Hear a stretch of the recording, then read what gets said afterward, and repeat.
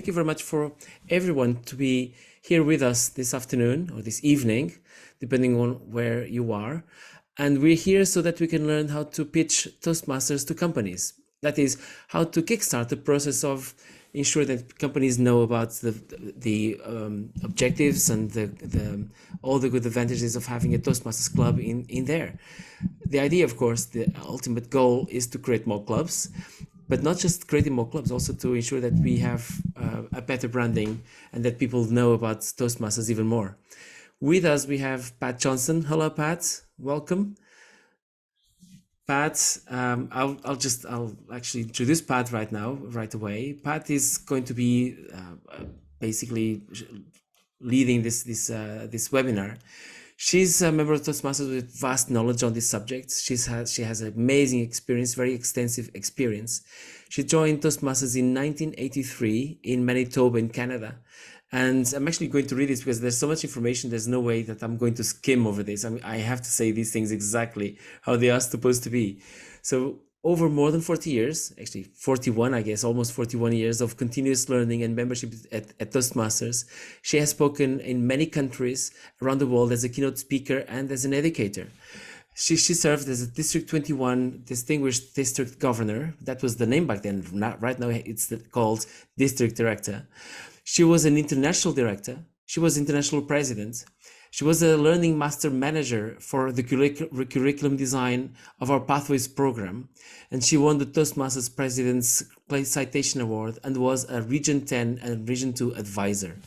She wrote and published Building and Sustaining Vibrant and Sustainable Toastmasters programs in corporations in 2018. And this handbook is still available through Toastmasters store. Her professional career was in corporate learning and development departments where she and her team designed and delivered training to corporate employees.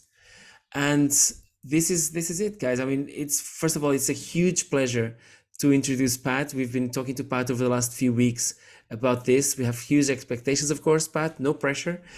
And we're going to, I'm sure, learn a lot from you. We have this common purpose that, of course, we need to grow and to get the word out there about Toastmasters.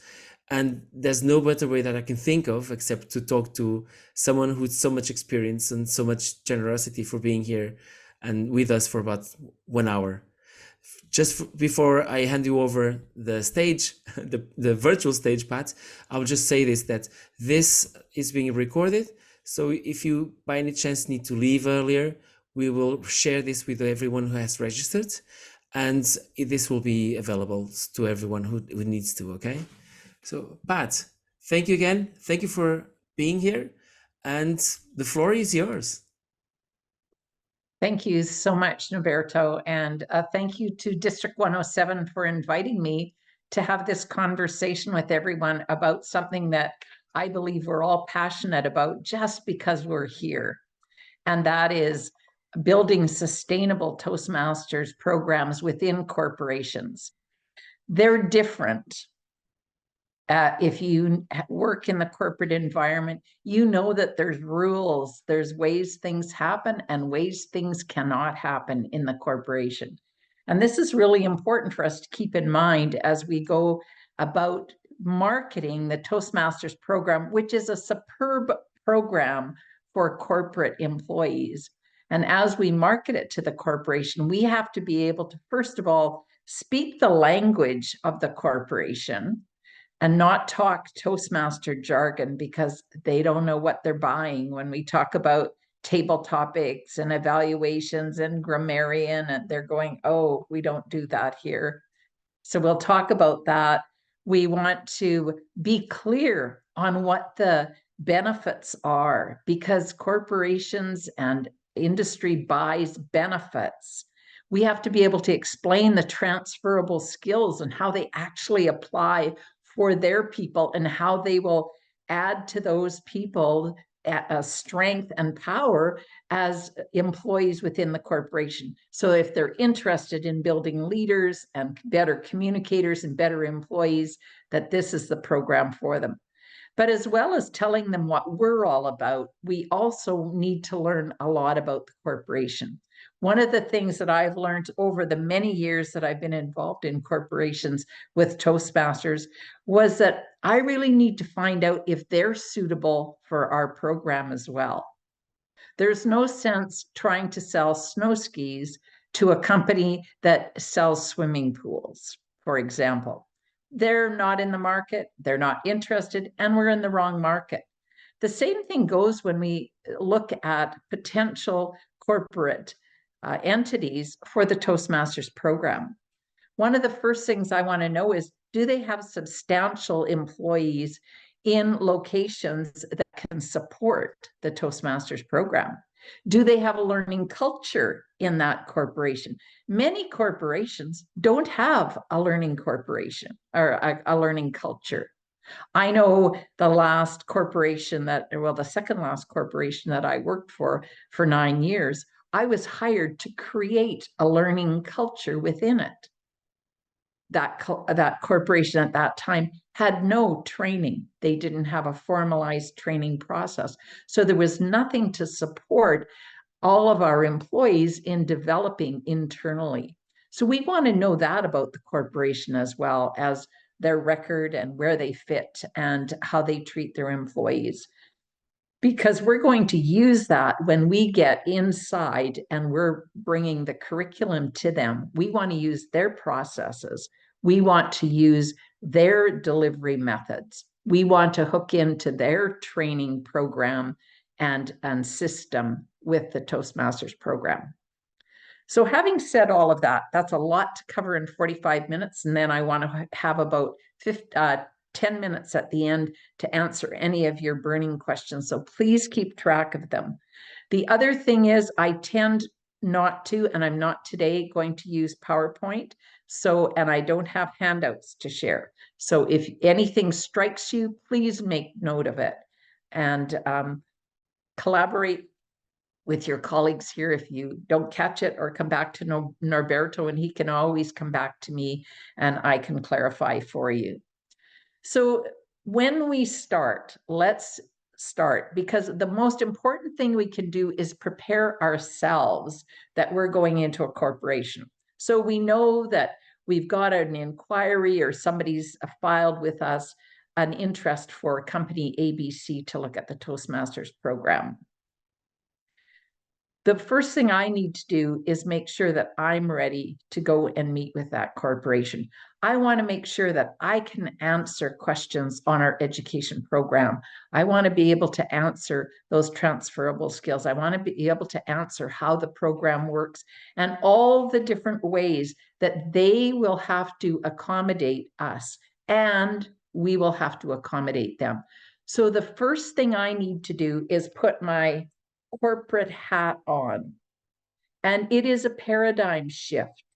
If I have only, or if you have only been a member of a community club, I'm going to ask you to forget everything you know about Toastmasters, except Pathways. You can remember how that works. That'll be useful. But the rest of it, forget about it. Forget how you elect your officers. Forget how you run your meeting and your agenda and all those roles. Forget about it. Put it over here, because it might not fit this corporation. So it's not a cut and paste into the corporate world. It is a different entity. And I'm going to explain that to you today. So the first thing you want to do after you've got yourself paradigm shift, corporate hat on, is I've got to make sure that I've got the language. I want to make sure that when I start talking to the corporation, even at that very first response to their inquiry, I want to change my language so they know what I'm talking about. Remember when we first started out in Toastmasters, and one of our first assignments as we prepare our first speech is we're told to, what do we need to know? What's the first thing we need to know when we're preparing a presentation, or one of the very first things? We need to know our audience. Right? The same thing happens when we're going to the corporation to talk about Toastmasters. We have to keep in mind that these people do not speak our language. DTMs, ATMs, pathways, evaluations, table topics, presentations, speeches, they just go, I don't know what you're talking about. So let's talk about the words to use. And these are suggestions from my perspective, and most of my experience, I will say, has been in North America. I found a lot of this transferable to many, many countries where I've visited corporate, but look at the corporation. And sometimes I actually ask them what word they would use. So don't be afraid to have dialogue with them once you're meeting with them. So I'm ready. I'm in my space of really valuing our program. I'm ready with my information. I'm feeling confident. I want to, if I'm meeting them in person, I want to reflect what the corporation's about. I want to look like one of them. And I want to make sure that I'm in the belief of the power of the program and that I'm not going to apologize about anything. I'm not going to apologize for the cost of the program or the time that I'm going to ask them to commit to the program, because each one of us knows the benefit. So watch. And the other thing I do is I don't tell personal stories when I go to corporations unless they ask. I'm very businesslike, and I've got this mindset. Because I sat in that corner office and I bought training, every week I would get people coming in and pitching stuff to me. And a lot of it, they didn't look like anybody I would let in my corporation. I wouldn't let them loose.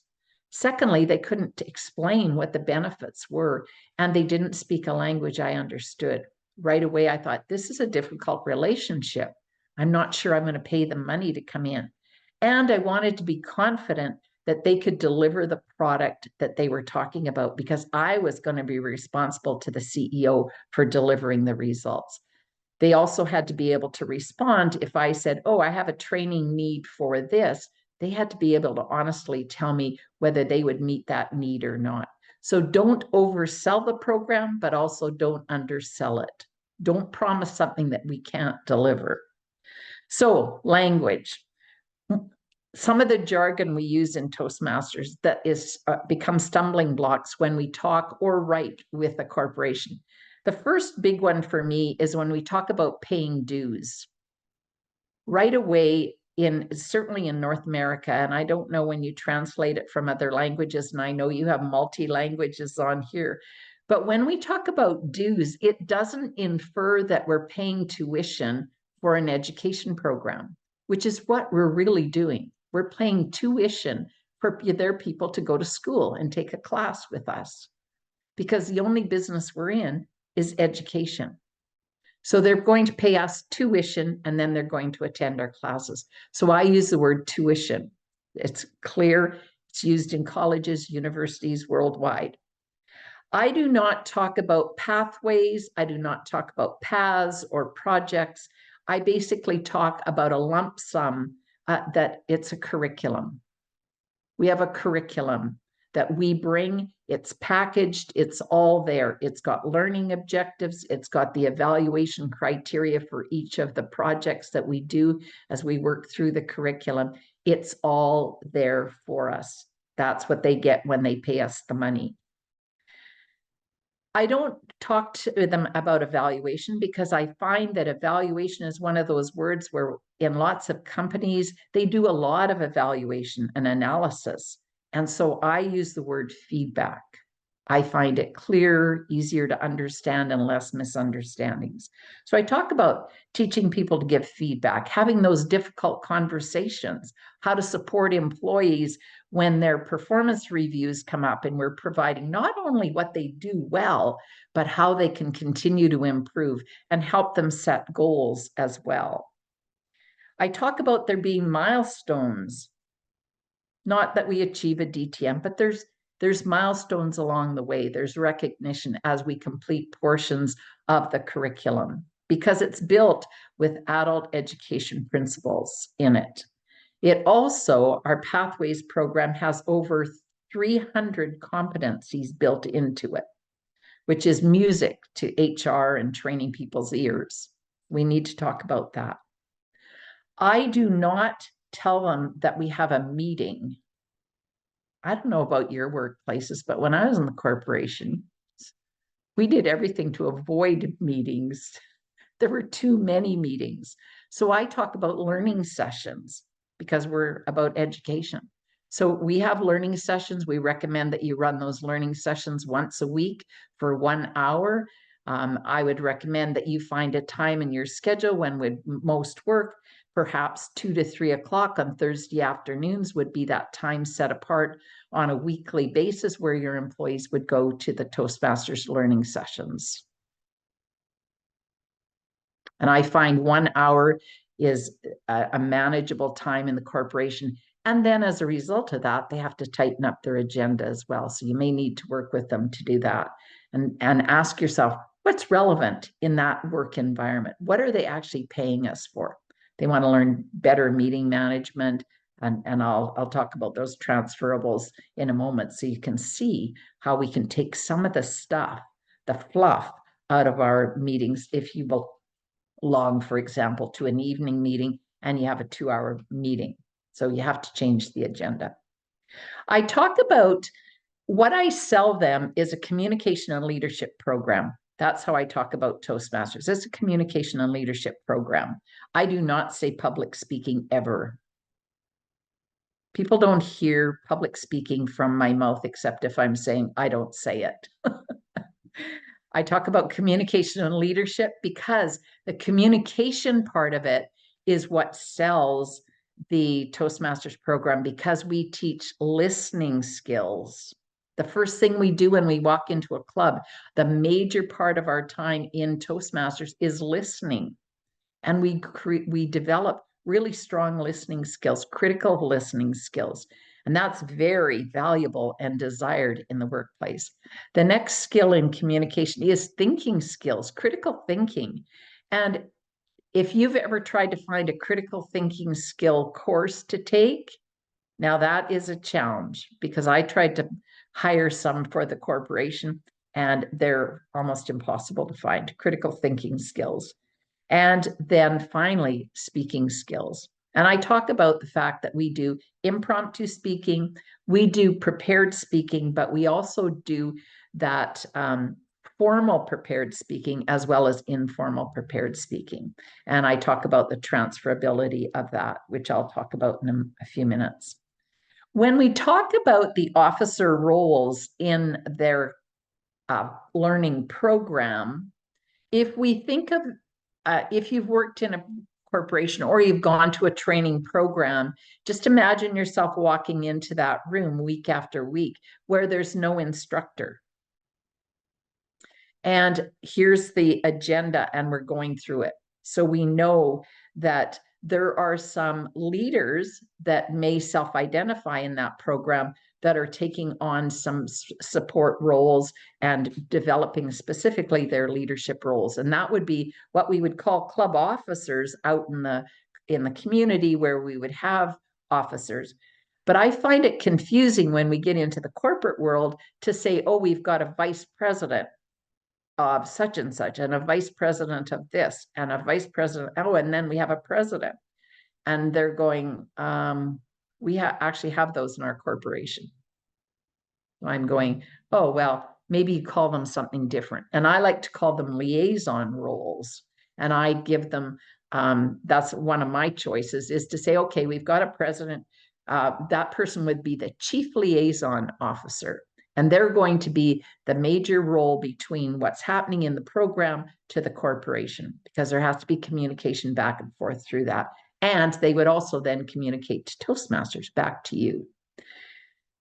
So we look at each of those 7 leadership roles within this learning program, and they can self-identify because, or suggest other people, because they're people that are saying, hey, I want to work more going between our learning program and the corporation, because that'll give me skills that'll support me.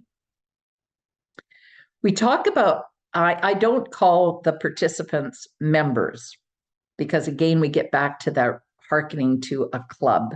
And so I call them participants or learners or just employees.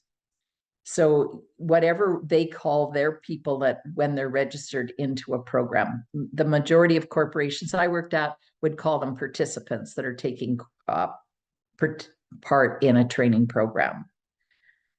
And then again, I don't talk about speeches. I talk about presentations. So we have formal presentations, informal presentations, impromptu presentations, and I stay away from some of those trigger words.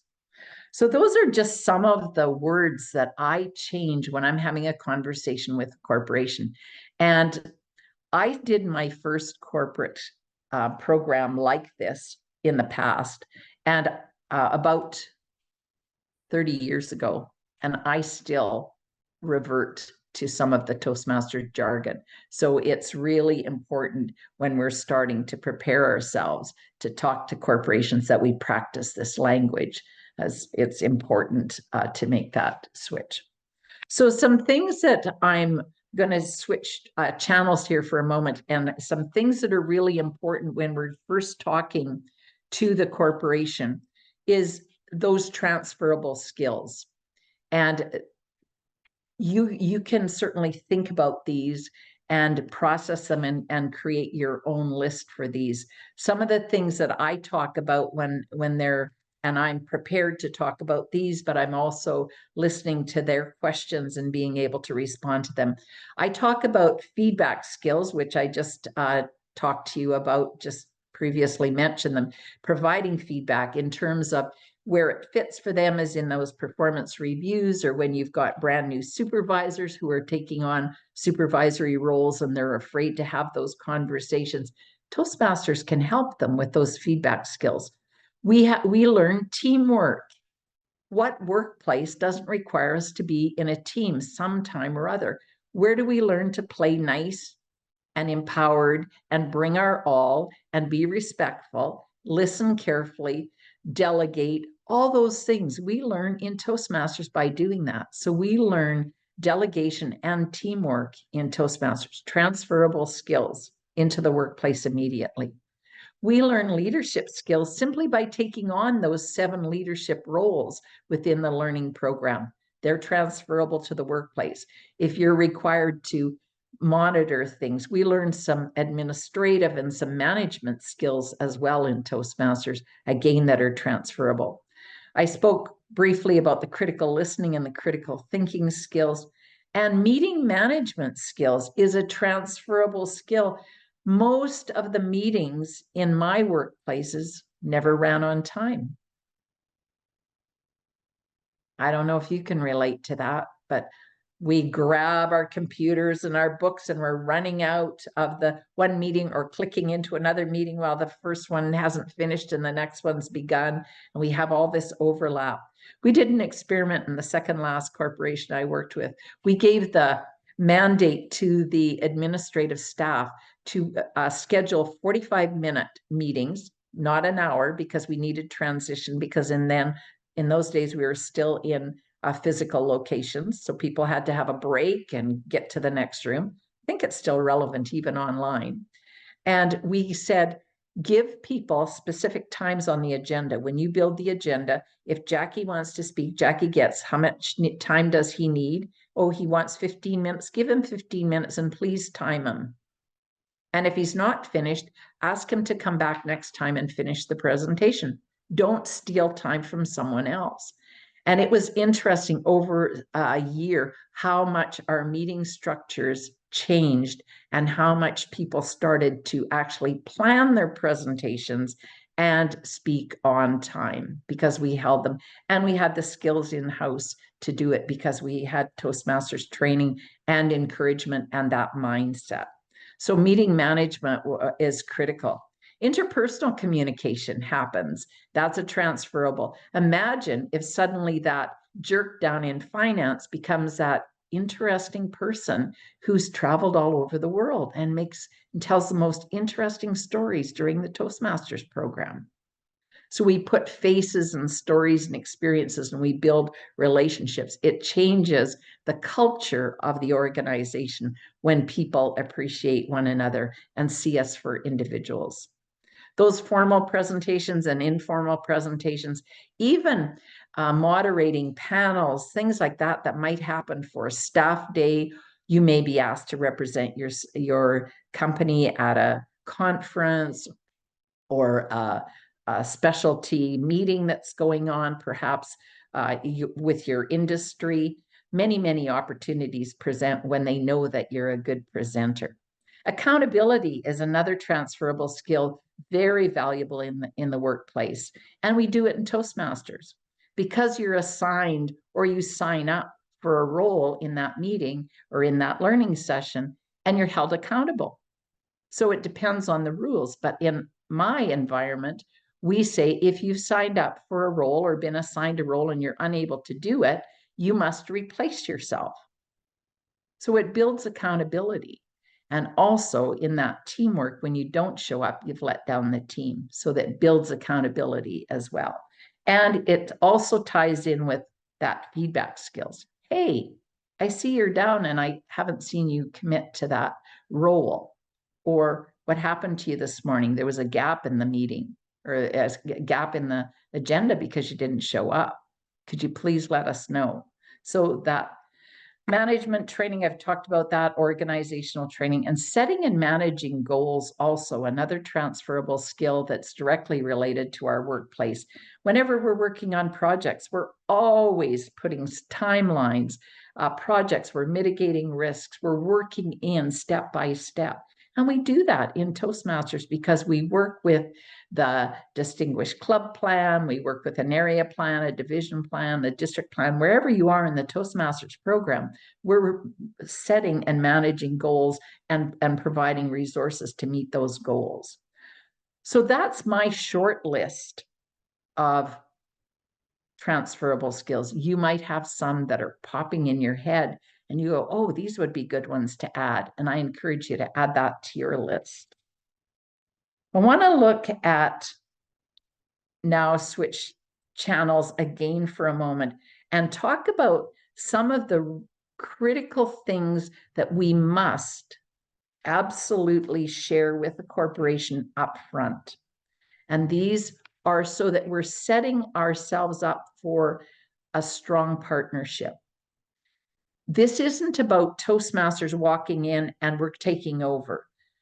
Years ago, I remember as a brand new Toastmaster going into an organization and them going, well, I'm not sure if we can do this. And I said, you don't have to do anything. We'll do it all. I would never, ever say that again. That doesn't work, not in the corporate world. We need to partner with them. So the first thing that I start and say is that there's some things you need to know about the Toastmasters program before you commit to it, because it's a very unique delivery method. First of all, we're going to teach people skills and we're going to build skills over time. So that means that every week we want to come together for an hour during work time and we want to practice these skills. Yes, people can read books, but they need to come together and practice.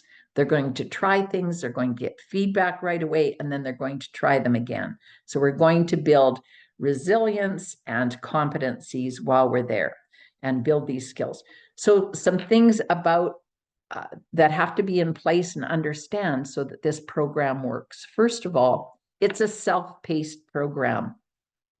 So when you send person A to this program, they might progress like a house on fire. They're going to go flying through that program. You're going to see progress in them right away. They're going to be polishing skills that they perhaps already had. They may gain some confidence, and so they speak out more, but maybe they already had a lot going for them. On the other hand, you might have a brand new supervisor that doesn't have a lot of confidence, maybe has never worked on a team before and has been hired to lead a team. Maybe doesn't have great communication or listening skills. So they join the Toastmasters program and they're going to develop at a different pace than person A. And likewise with person C and D, because we all come with skills and abilities of different degrees. We have different education, we have different expertise, we have different communication styles and thinking styles, and different experience with teams. So we're all going to be different when we arrive at the program. So it's self-paced. If you're going to put people in for 6 months and kick them out after 6 months, you're going to get varying degrees of development as well. Okay. It's experiential learning. So people come and they try things. We succeed and move forward by failing in Toastmasters, but it has to be a safe place to do that. And we create that safe place where people can shine, where people can try out things, they can experiment. It's like a laboratory where we go in and we play around and try things. Try different delivery methods and see what works for us. Find our style, find our strengths and our weaknesses and focus on them. So it's experiential learning. It is also built on adult education principles. This is really important to share with them. I also let them know that our organization is 100 years old. We're in 140 some countries of the world, and we've had millions of people go through our program because we want to establish credibility for the program. I let them know that the Toastmasters program works in a team environment. Again, we're going to learn team because that's actually how we're delivering this. We've got those 7 leaders in the program that are responsible for certain things, but we're all going to have parts of being responsible for this program working for each one of us. The next item is that all the course materials come contained, they're complete as they are. But what they need to look at, because these materials come online, do they have firewalls or anything that would prevent their employees from accessing the curriculum? And if they do, how would they solve that? I let them know that there's peer learning, that we do not have assigned instructors, although we have mentors and we have sponsors and we have support teams that come in from the district to ensure things are going well. We have training outside, but they are going, a lot of the training is learning is going to be peer learning. So they're going to support one another. I talk about the international and local support for the program and the fact that there's a sponsor, there's mentors to support this program. There will also be other people from Toastmasters who occasionally will be visiting to ensure that the standard is being adhered to. Because as we give you the curriculum to deliver in-house, it's our material and it's our trademark, and we want to ensure that there is a quality that we expect, just as any franchise would do with their product. We want to ensure that the product is being honored. I talked to them about that this is an ongoing learning program, that there is no graduation from Toastmasters. People can be here for decades like myself and still learning. They might be here for 2 years and get what they need and leave. Maybe they'll come back in another 10 years when they identify other needs, but it is an ongoing learning program. There is no pass or fail in the Toastmasters program. This is important because they often will say, well, do they graduate? What level do they have to achieve? What percentile? And there's no pass or fail. This is where we work to make progress. We build those skills. And so we have to have that conversation with them. And the fact that it's very unique delivery method helps them to put their head around, how would this work in our organization? And when they say, well, how would this work? I have very specific answers for them because I've thought about it ahead of time. And I just, some of the other things that they need to decide as a corporation is, when are they, how often do they want to take intake into their program? So if they take Toastmasters in-house and they're putting it on, when do they want to have intake of new participants? They do not want to have open registration where new people can walk in every week. Because I'll tell you what, no corporation I've ever dealt with wants to send money to Toastmasters International every week, nor will they. So try to manage it and have them think about, are they going to have 6 months intake when they would normally be renewing their membership and their participation, like they're paying their next set of tuition dues into their tuition to World Headquarters. So thinking about all of those things with them, and we have to identify those for them because they don't know. We're the ones that know our program. And when I talk about these things with them, like self-paced program, experiential learning, I encourage them to set it for an hour sometime during the day where the participants would attend. I tell them we will take attendance and we will report back to you. This is important because they're getting time off work and they're being paid to go to this training. So we have to provide accountability also. So somebody there is assigned, perhaps one of those 7 leaders is assigned the task of taking attendance and tracking participation. So who did what in the meetings, who spoke, what progress are they making, and tracking that with the education leader. So some of those. So I'm going to stop right now and ask if you have any questions on things I've covered so far, because I've been pushing out a whole bunch of different things to do. Any questions on that whole setup and our mindset? Yes, Alex. Yes, I have a question, Pat. Yes. How would I explain what Toastmasters is? Do I say this is a online school, or how do I, because they have never heard of the name Toastmasters before? Yeah. Where I start is I say that Toastmasters International is a 100-year-old not-for-profit education program that was originally developed in the United States and now has spread around the world. So that's my opening statement. So it's a not-for-profit education organization that started in the United States and has spread around the world.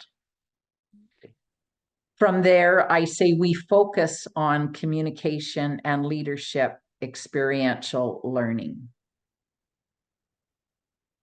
So I try to put it into language, not what I would read on a brochure, just having a conversation. So what I used to do, Alex, when I first started doing this was I would have conversations with myself, right? Hoping nobody overheard me. But I would say, oh, I'm sitting in my office at work. What do I want to hear from these people? I want them to tell me what, first of all, I want credibility of the organization. I want to hear that they've been around for 100 years, that millions of people have gone through this, that they're in 140 some countries of the world. Then I'm going, oh, they might have questions then about language and translations, and they might, and I'd say we deliver in-person programs, we deliver online the program, and we do it hybridly. Whatever works for your environment, we can use. We're going to come in and we're going to adapt to how you develop your training. So questions I would ask them is, how do you deliver your training to your employees? If they're an online business and they've got people all over the world, of course, we're going to deliver it online. We're going to develop that program for them online. If they do all in-house training, we're going to do that. The other thing that I ask them, and this is more advanced down the road once we understand all the basics, but I say to them, tell me how your employees pay for their professional development, as well as how does that work? Like, do you give them time off work to do their training? Do you give them money for their training? Do you reimburse them? I want to find out what they do already, and then I want to figure out a way that that will work for Toastmasters. So if they say, well, we reimburse our employees, I'll say, well, because there's no pass or fail, because they'll say upon successful completion, we reimburse. I'll say, well, there's no pass or fail in the Toastmasters program. But if we give you a report of this person's participation, will you be able to reimburse them? So I have those conversations with them so they think they're following us and they're tracking us and they're understanding how it's going to work. Otherwise, if they pay up front, then I'm going to go, how do you track your participation of your employee and their commitment to this? What do you expect from their learning? So I'm into what are their expectations of us as well, because we can report attendance, we can report participation, we can certainly report achievements if they complete levels. I don't talk to them about that, but we could provide that as well. But I encourage them to look at a 6-month intake, that they could create a wait list, and then at 6 months they look for people that want to renew, people that are being supported to renew and want to continue the learning process, and then have they got room for new people as well. And a lot of the corporations, if they ask what would be the general acceptable amount of time, I preface it by saying, remembering that we're building skills. And when we come together, not everybody gets to speak every week because we're looking to have 25 to 30 people in this program. And it's their responsibility to make sure there's 25 to 30 people in that program. That's not ours. We hold them accountable for that. They make sure that that membership is there, or that participation level is there. That's part of their commitment and contract with us, a minimum of 20. While in the corporations, we need 25 to 30 to build it healthy and strong, to keep it there. So those are some of the conversations that I have, and I dig down into those conversations with them. Some things that we need to, I have some mandatories that I actually tell corporations, because what I know is that in corporate Toastmasters, there's a number of reasons why they fail. And I think we can head those off right at the very beginning of how we build those programs. First of all, Toastmasters incorporation often fails because there's no membership and nobody's recruiting. I give that responsibility to the training department or the HR department, whoever is being the responsible sponsor of this program. When I ran training departments, it was our responsibility, my team's responsibility, to make sure every class was full. Otherwise, we weren't getting a return on our money, on our investment. That was my responsibility in the corporation. So I give it to them because they know where they're going to find the people. I do not want my participants in a learning program out running around asking their friends to join the program so they can stay in a learning program. Lots of corporations won't allow you to do that. Some do, but not all of them will. And that's not what they're there for. It's not the responsibility of the participant to make sure that the class happens. It's the responsibility of the corporation to make sure that the people are there in sufficient numbers for it to run properly. So those things have to be in place. I talk to them about, that, when we look at what fails, lack of participation and appearance, people don't show. What I've discovered is when the employer pays and they do it during work hours, their supervisors are not pulling their employees out of that training program during the day, because they've made a commitment that on Tuesdays from 2 to 3, that employee is in the training. We're paying for it and we're giving them the time. And I'm getting a report from them, the Toastmasters, if that person was there or not. So if we put accountability in place and attendance, and then what happens is that if Toastmasters is checking in and taking this report up to, say, HR, and HR is looking through and says, whoa, I see that Alex missed 3 or 4 sessions. What's going on here? And I could say, if I'm there as part of that liaison role, I might say, Alex been called out to meetings. Well, that's for the corporation to deal with that manager, not us. If that manager's pulling Alex out of the training that's being paid for, that's the corporation's responsibility, not Toastmasters. to hold Alec responsible or Alec's manager. So attendance and isolation is another one. So I let them know right up front that there's going to be, if you sign up to take the leadership training program that is inside the Toastmasters program, those 7 people that are in leadership training, they are mandatory having to go to training. That's the world of leaders. Leaders don't get everything between 9 and 5. Leaders read at night. They go to extra courses. They're taking university classes. They're going to seminars and webinars and reading books. That's what leaders do. And so these leaders are being asked and mandatory expected to attend training. Now, let's flip that for a moment. When we require that they go to mandatory training during TLIs and officer training, there has to be something for them. We can't send them to a community club training to talk about roles that they don't have. So that onus comes back on the district to make sure that there's appropriate training for the corporates when they come to that mandatory training for them. And in lots of cases, with the first few years you develop this, you could have open discussion of resolving issues, right? What's working, get them to share with one another, but make that mandatory. So that sets offsets the isolation when they know that there's representatives coming in, you've got sponsors and mentors.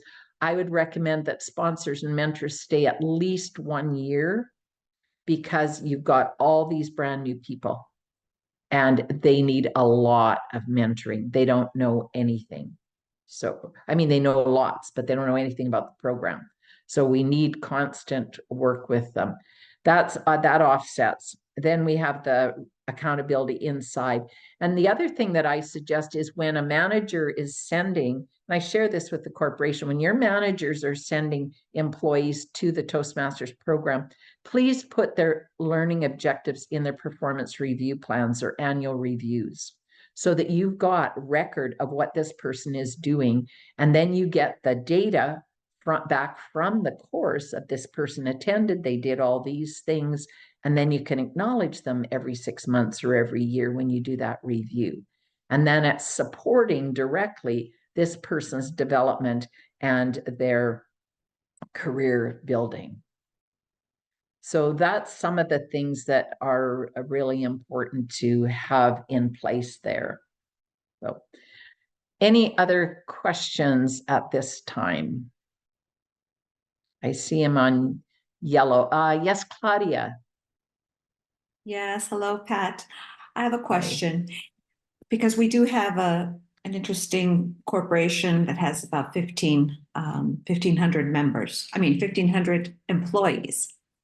And my first meeting with them, they were quite interested.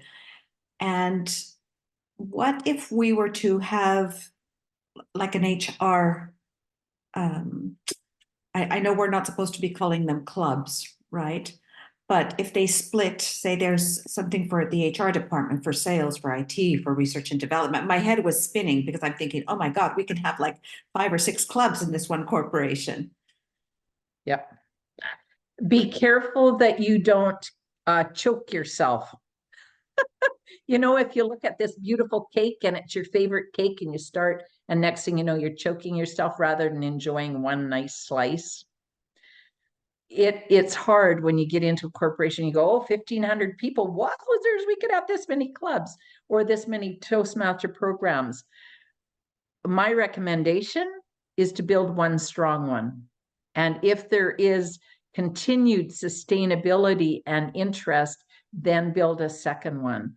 But I would not build the resources and the time and the energy to get 5 clubs coming up. Now you've got, if you put 5 clubs in there, you've got 300 people to support that each club over time. That's, for me, not enough. In an organization, and everyone's different, you would work it out.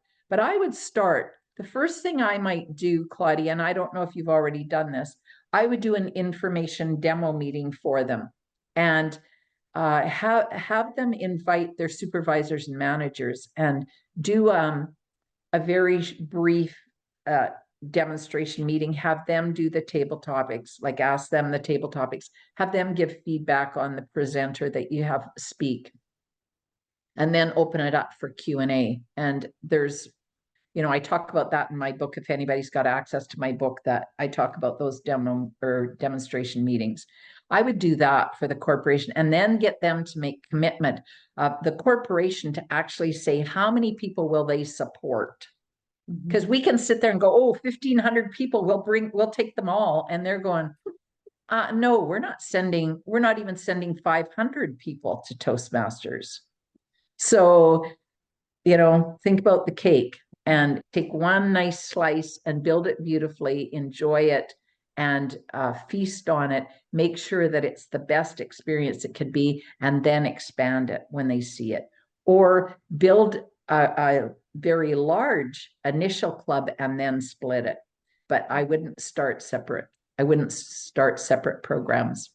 Okay. My experience has been that whenever they start to put it off into program areas within their departments, that they become too insular and they don't work well. And it's just my experience, but I find that there's a lot more interest and diversity when we have it corporate wide and we have diverse departments all working and coming and learning together. Okay, thank you. Thank you very much. We're on the red. I don't think there's a right or wrong, but I think you have to look at what will be successful and what will be sustainable, because to charter 6 clubs and have them all fail within a year is the most devastating experience ever. Yeah. Okay. And everybody's exhausted. Yeah. Yeah. Thank you. Any other questions? We've got time for a couple more questions if anybody has any other questions. For me, this process is so multifaceted. There's our own knowledge, there's that language, there's the transferable skills, there's the being able to speak to, looking at pathways and being able to recommend the paths that would be best suited for that corporation. That's one of the things I do. I don't say, oh, we've got, well, right now we have 11 paths, but we won't have that many, but oh, we've got 6 paths you can choose from. I wouldn't do that.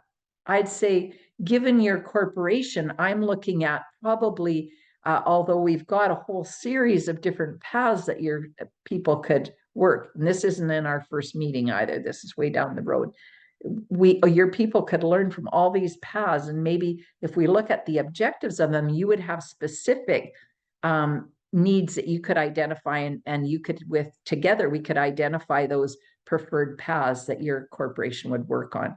And so they might pick 2 or 3 paths that they would then say, these are what we want our employees to work on. So they may pick some of the leadership ones. They probably will pick presentation mastery. So there's some things that are predictable, but dynamic leadership might be one that they want. But you have to have that conversation. So you have to be comfortable bringing that information on those various paths, because that's our product. And they want to have a look at the curriculum. Some of them will, some of them won't, but you have to be prepared to have that. And I think that the other part of the organization, to be able to speak from your own comfort level, because I'm all about getting rid of all my nervousness when I go in there. And I don't have to know everything, and neither do you. But you have to be able to say, you know what, I don't know that, but I'll get back to you tomorrow, and get back to them the next day. Never break your word. Don't say you're going to do something and not do it. The other thing that I found is really effective in dealing with corporations is this old instrument, this one that we talk into, called a phone. Email is the least effective. It gets lost. I don't know about your world, but hundreds of emails a day when I was in that office. And I'm digging through of what's urgent. First of all, what's my CEO need? What does my staff team need? what's happening in the classrooms today. And random emails are way down, right? So pick up the phone, build relationship with these people, understand them, because we can't serve them if we don't understand them. Stephen Covey said in his book, 7 Habits of Highly Effective People, seek first to understand. We need to seek to understand them as a consumer of our product while they're seeking to understand us as a provider and a solution to an issue that they have. Alex, I see your hand up again. Yes, I didn't catch the title of the book that you wrote about this. Oh, I wrote a book. It's available through the stores at World Headquarters. I don't sell it anywhere else, but through Toastmasters. And it's called Building and Sustaining Vibrant Toastmaster Programs in Corporations. Sorry, it's so long. A handbook for building and sustaining vibrant Toastmaster programs in corporations. Yes. Thanks so much. And it's, I think it's 1675 American dollars, and it's available through Toastmasters. Yeah. Thank you. Yeah, thank you for asking. There we go. Somebody actually posted the link. Yes, thank you. Any other questions or comments? Any stories you want to share? We've got, only 2 minutes. I guess I'll turn it over to Noberto. Thank you. Pardon me? No, you're okay. I have a question for you. What do you think is the biggest challenge that we as regular members of Toastmasters have when we try and talk to companies about Toastmasters? My experience is that we try to go in and do it all, and we don't create a partnership with them. And I think we absolutely have to have them partner with us, because that's the only way they're going to own the program. They're going to make sure people go. They're going to see the benefit of it. As soon as we don't partner with them and we just go in and we tuck away in a silent room at lunch or after work, they don't even know we exist. They see employees coming with new skills, but they don't know where they're coming from. And they might pay, but somebody in finance is just sending that check and nobody else up the chain knows. So I think we do ourselves a great disservice by not being openly willing to partner and have a reciprocity agreement between us, that you look after this part, we'll bring the curriculum, we'll make sure it's delivered, we have certain standards, we'll ensure that that's maintained, but you also have to provide us access to your environment, and we'll bring the curriculum, because that's all we have to sell is curriculum. But because it is a unique delivery method, we have to have hands-on, because most of the corporate training is, you hook on and watch a webinar online, you go, you might have a questionnaire at the end and you file it away and that's it, done, checked. Or you go and sit in a classroom for a day and you walk out. No, in lots of cases, no corporation doesn't even ask you what you learned or ask you to apply it. Because I know we built an accountability process in the corporation where I worked in, and people had to come back. If they took a day's training, a month later, they had to come back and report with their supervisor what they had learned and what they had applied in the workplace before they got a complete on the course that they took. So we held them accountable. And as a result, we created a really rich accountability training program. People just didn't show up to get time off work because they knew when they went back, they had to apply it. And so it also created great focus when they were in the session. So yeah, the short answer is create a partnership. Don't do it all, because then it becomes a dysfunctional relationship. We're going to rescue them and we're going to save them, and then we're left running around trying to find people to join. And that's their job, to find the people that they want to go to this training and identify them. And then we have the right people. So it just makes a really balanced relationship. And it empowers everybody. And you have to sustain the communication. Like every 6 months minimum, somebody from the district should be in there talking about how their needs are being met, and having the data from the club, what's going on, and being able to report and talk about that, etc. So we've talked about this much, there's this much involved, because there's the whole training of your area and division directors, your district team, your training, all the things, what people do and say when they go to those clubs or those learning programs. And you can't send an area director out there who has an orientation for community clubs, because they won't know what he's talking about or she's talking about. Not the same language. No, and maybe not even the same. The program might not even look the same, because there'll be a whole bunch of things on their agenda that have been, or I should say, there'll be many things off their agenda that have been taken off that would have been maybe in a community club. So there's the whole agenda, how they run their meetings. They might not have a banner, they might not have a gavel, they might not have all the paraphernalia, because what purpose does it serve? They're there to learn the process. It's not going to be any less, but it's, they just might not have all that background stuff. Thank you. That's really nice. You've shared so many insights.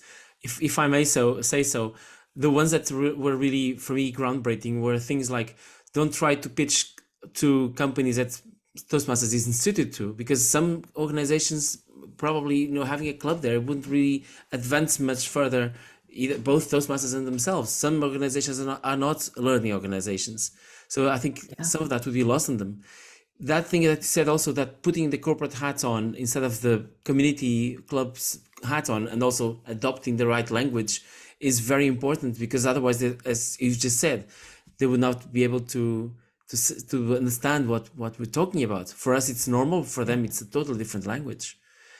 And then you mentioned so many transferable skills. I wrote some of them just as a kind of recap for everybody else who's here, like communication leadership program, listening skills, thinking skills, delegation, teamwork, leadership, meeting management, which some of these things are so obvious to us right now that we're so close to the elephant that we can't even see it, right? That's so true. Yeah. And then while we were saying these things, I was thinking, wait a moment, that's right. I didn't have some of these skills before joining Toastmasters. Meeting skills, okay, a little bit, but not that much. It's completely different now. And also what you said about mentioning that it's a self-paced program. It's not something that they can direct someone to be here for 6 months or a year and expect to have the same outcomes. That's not how it works. People will advance at different rates. It's normal, but it's something that they won't know unless we tell them, of course, right? Yeah, yeah. And finally, the other, yes, go ahead, Norbert.